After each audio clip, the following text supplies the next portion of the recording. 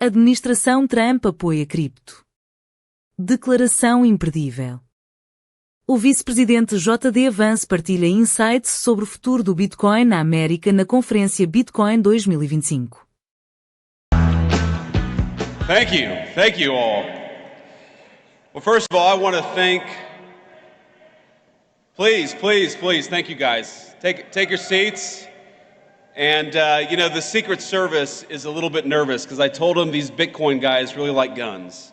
But they really like the President and Vice President of the United States, too, so I think we're doing okay.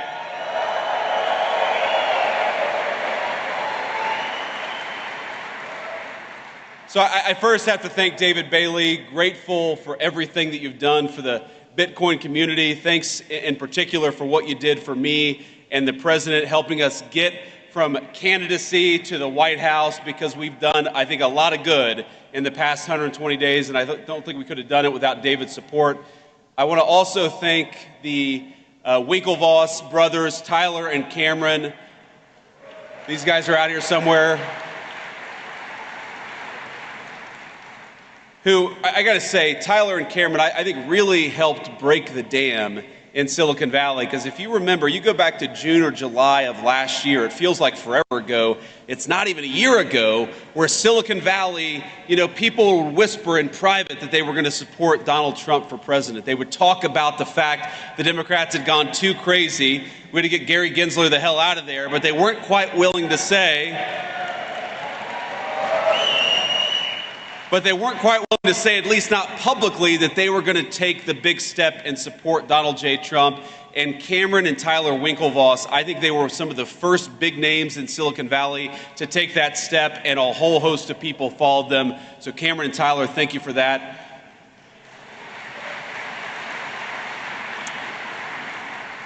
And of course, I want to thank the good people at Coinbase, the organizers of this event, and everybody who made this incredible event possible. It's great to be here with Bitcoin at 108,000, at least when I checked this morning, and as Vice President of the United States. It's great to be here.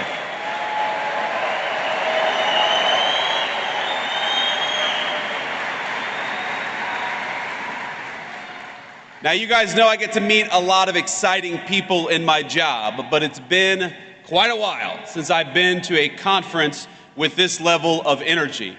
I mean, hell, you guys came out here at 9 a.m. after a long night, I'm sure, in Las Vegas. You can't do that without a lot of good energy. But I promise I'm not just saying that to juice my own meme coins. But I think it's wrong, actually, to call this just a conference. This isn't a conference of people. This is a movement, and I'm proud to stand with you here today.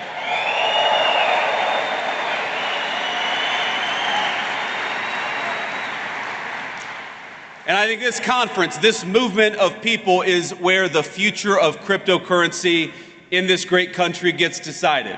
So let's start by making one thing abundantly clear. That future is going to be decided by the people, by you, not by unelected bureaucrats.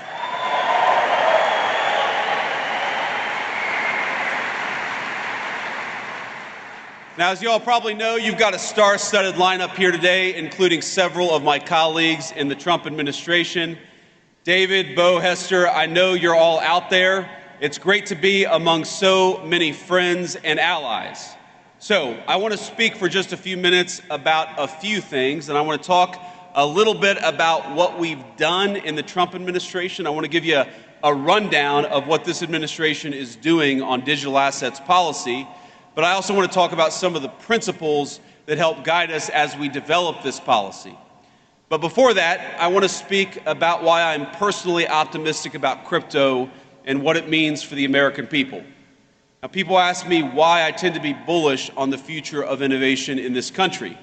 Now, I spent enough time in Silicon Valley to recognize the difference between good technology that boosts our productivity, makes our lives richer, that grounds us in the real world and complements our day-to-day lives. That's the good technology, but there's also some bad technology out there. And when it comes to crypto, I think the last several years have made it clear that we're talking about genuine, ground-up innovation, one that's already improving the well-being of tens of millions of our fellow citizens. I believe it's 50 million Americans own Bitcoin, and I believe that's going to be 100 million before too long.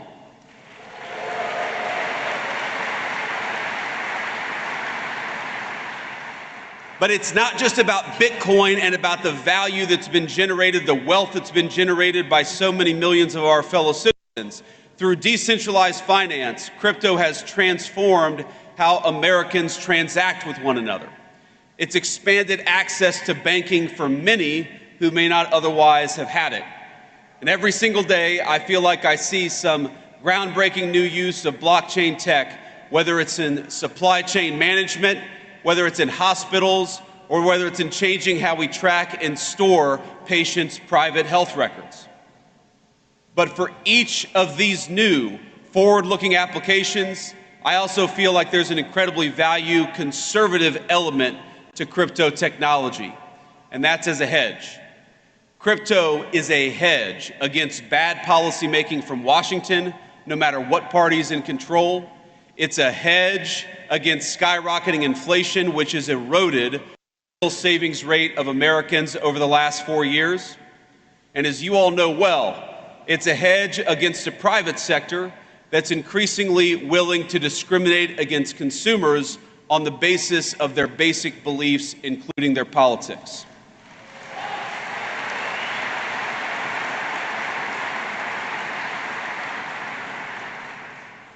That includes, of course, debanking users for Second Amendment advocacy or for ties to the first Trump administration.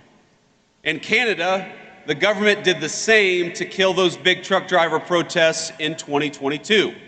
Less than a week later, they succeeded. The protests were over. But maybe most importantly, I see crypto as a hedge against one of the most dangerous trends in the digital era in both the public and private sectors. And that's of elites who, rather than innovate themselves, prefer to simply take over and co-opt cutting-edge technologies to assert their control over other people.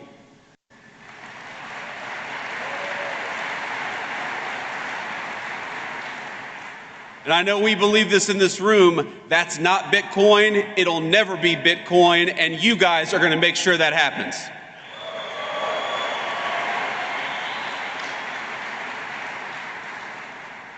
But as you know, there's a new sheriff in town because after 4 years of mistreatment and outright hostility led by Democrat regulators, lawmakers in this country have a choice. Will we lead our nation into a future of financial sovereignty, of innovation, and of prosperity, or will we let unelected bureaucrats and foreign competitors write the rules for us?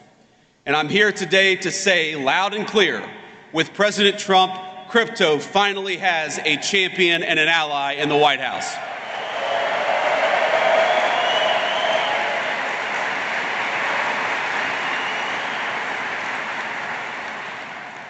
In our administration, we understand the full potential of the digital assets industry, not just as an investment, not just as a flashy technology, but as a symbol and driver of personal liberty for all our citizens. And we are dedicated to seeing that promise fulfilled. The way that we see it, the people in this room are the digital pioneers of the American economy. And that's why our administration is doing something a little unusual in Washington. We're listening to all of you as you blaze the trail of innovation. The innovators in this room are making people's lives better. You're pushing boundaries and solving problems, injecting unprecedented transparency into how we do commerce. And the way we see it, you all deserve a similar level of transparency and clarity. And most of all, you deserve respect and support from your government, not bureaucrats trying to tear you down.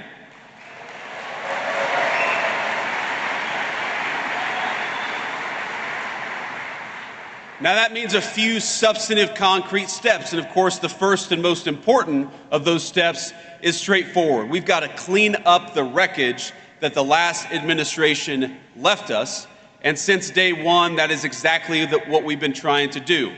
Our administration, we prioritize eliminating the rules, the red tape and the lawfare that we saw aimed at crypto by our predecessors. We're ending the weaponization of federal regulations against this community. To put it simply, Operation Choke Point 2.0 is dead, and it's not coming back under the Trump administration.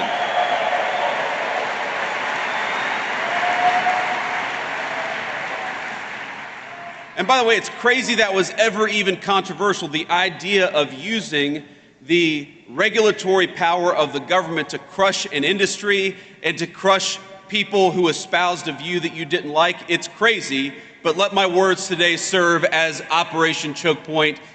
Let me serve as its obituary. Now this is my vow to every single person here. You will never see this administration trying to handicap your community or diminish the impact it's had on the economy. Instead, we reject the Biden administration's legacy of death by 1,000 enforcement actions. We reject regulators. Maybe the most important thing that we did for this community, we reject regulators and we fired Gary Gensler, and we're going to fire everybody like him.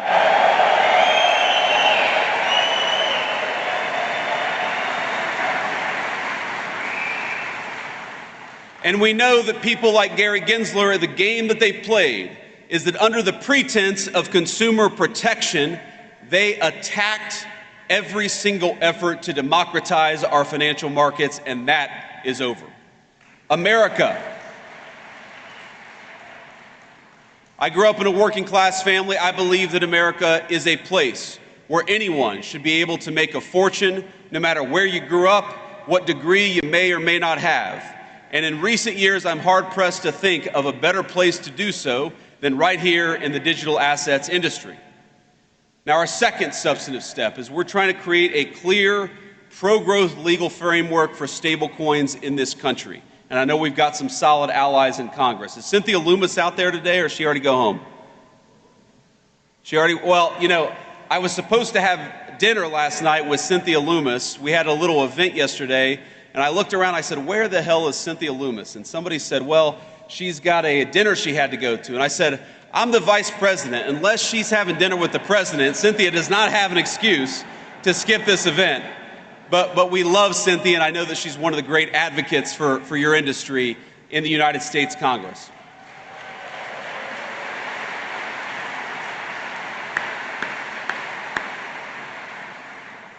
Now, I know, led by Cynthia and other great legislators, Congress is hard at work getting the Genius Act passed and across the president's desk as quickly as possible. And that's an important step.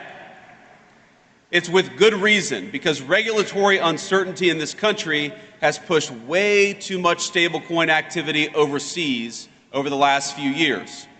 Now, somebody said to me yesterday that Bitcoin has done so much over the last few years with so many headwinds. Wouldn't it be nice to have a government that provided some tailwinds to one of the fastest growing industries in our country? And that's what we aim to do.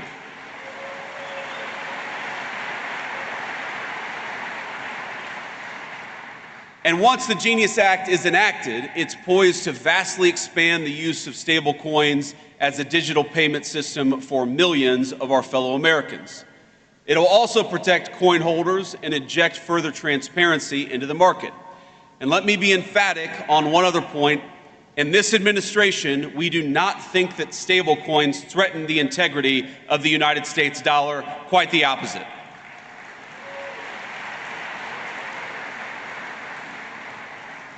In fact, we view them as a force multiplier of our economic might. Dollar-pegged stablecoins, particularly once Genius is enacted, is only going to help the American economy, and it's only going to help the American dollar. So, again, we're optimistic that the Senate is able to move quickly on passing a